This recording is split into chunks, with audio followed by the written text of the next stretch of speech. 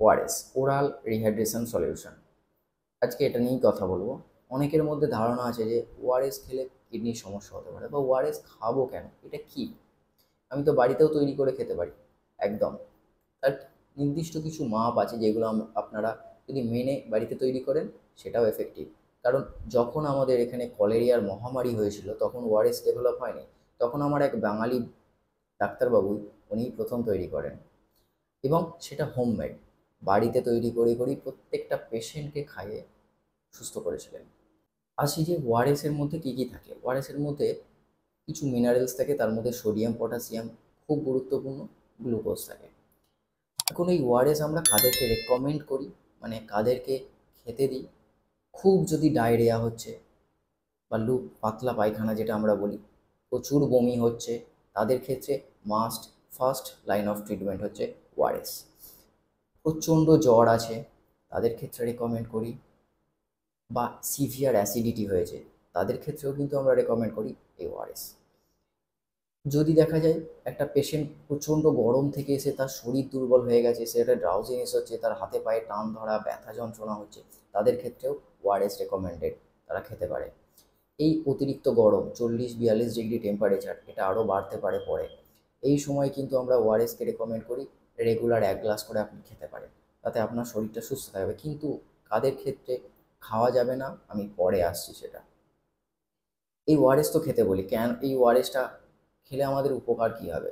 শরীরের যে ইলেকট্রোলাইট ইমব্যালেন্সগুলো হয়, অর্থাৎ আমাদের ঘামের মাধ্যমে বেরিয়ে যাচ্ছে, পেচ্ছাবের মাধ্যমে অতিরিক্ত যখন বেরিয়ে যাচ্ছে, বিশেষ করে ঘামের মাধ্যমে, বা বমি হচ্ছে বমির মাধ্যমে, বা পায়খানা হচ্ছে তার মাধ্যমে যে জল বেরোচ্ছে, সাথে ইলেকট্রোলাইট ইমব্যালেন্স হচ্ছে, অর্থাৎ এই সোডিয়াম, পটাশিয়াম, এই ধরনের যে মিনারেলসগুলো সেগুলো বেরোচ্ছে। এক্ষেত্রে আমরা যখন ওআরএসটা আমরা খাই, সেই মুহূর্তে সোডিয়াম আর জলের মধ্যে একটা অদ্ভুত সম্পর্ক আছে। অর্থাৎ সোডিয়াম জলকে ভিতরে ঢোকাতে সাহায্য করে, নিচে বেরিয়ে যাবে কিন্তু জলকে ভিতরে ঢোকাবে। সুতরাং কি, আমরা ওআরএসটা খাচ্ছি, ভিতরে আমাদের যে স্টোমাক, মানে পাকস্থলী বা ইন্টেস্টাইন, যেখানে আমাদের খাবার হজম হয় বা খাবার দাবার যায়, সেই জায়গাটাতে জলটাকে অ্যাবজর্ব হতে, অর্থাৎ ঢুকতে সাহায্য করে। তাহলে কি হলো, আমরা যখন ওআরএস খেলাম ইমিডিয়েটলি আমাদের জলটা ভিতরে ঢুকলো, আমরা ডিহাইড্রেটেড থেকে রিহাইড্রেশন হলাম খুব তাড়াতাড়ি।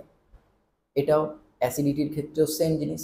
অ্যাসিডিটি খেলে আমরা অতিরিক্ত জল খেতে বলি, যদি সে জল না খেতে পারে তখন ওআরএসটা খেলে, তাহলে তার জলও গেল, এবং ভিতরের যে আমাদের ওয়াটার ইনটেকের ক্যাপাসিটিটা সেটাকেও বাড়ালো, অর্থাৎ জল তাকে খেতে হচ্ছে আরও, সোডিয়াম সেটাকে হেল্প করছে আরও বেশি পরিমাণে, সাথে আমাদের ইলেকট্রোলাইট ব্যালেন্সটাও ঠিক ঠিক থাকছে। এখন আসি কাদের ক্ষেত্রে আমরা খেতে বলবো না এই ওআরএস। সুগার পেশেন্টদের একদমই বারণ করব যাতে না খায়। যাদের হাইপার টেনশন অর্থাৎ হাই প্রেশার আছে, তাদেরকেও রেকমেন্ড করি না সচরাচর, খুব যদি প্রয়োজন না হয়। কিডনির পেশেন্টদের, সিকেডি, ক্রনিক কিডনি ডিজিজ, বা কিডনির কোনো ধরনের সমস্যা যদি থাকে, তাদের ক্ষেত্রেও রেকমেন্ডেড নয় একদমই। এখন আসি যে ওআরএস খেলে কি সত্যি কিডনির সমস্যা হয়? হতে পারে, তবে হ্যাঁ, ওআরএস খাওয়াটা রেগুলার হ্যাবিটের মধ্যে করলে কিডনির সমস্যা অবশ্যই দাঁড়াতে পারে। আমাদের যেমন পরিমাণ মতো জল খাওয়াটা খুব গুরুত্বপূর্ণ, কিডনি বেশি জল খেলে কিডনির উপরে প্রেশার পড়ে, সেরকম ওআরএসটাও তাই পরিমাণে খেতে হবে, প্রয়োজন বুঝে খেতে হবে। আপনি রেগুলার মুড়ি মুড়কির মতো খেলে সেটা রেকমেন্ডেড নয়। ওআরএস একটা মেডিসিন হিসাবেই আপনি ভাবুন, তাহলে বুঝতে পারবেন যে রেগুলার খেতে হবে না, মাঝে মধ্যে যখন প্রয়োজন তখন খেতে হবে। তাহলে কিডনিকে যে বিশালভাবে এফেক্ট ফেলে তা নয়, আবার ফেলে না সেটাও নয়। তাই বুঝে শুনে খান, ডাক্তারবাবুর পরামর্শ নিয়েই তারপরে আগান।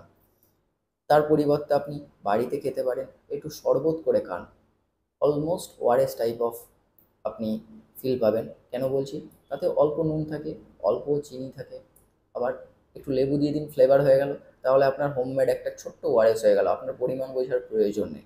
এটা আপনি রেগুলার 2 গ্লাস করে 3 গ্লাস করে এই গরমে খেতে পারেন, তাতে আপনার শরীর ঠিক থাকবে। ভালো থাকবেন, সুস্থ থাকবেন। ততক্ষণের জন্য বিদায় নিচ্ছি। জয় হিন্দ, বন্দে মাতরম।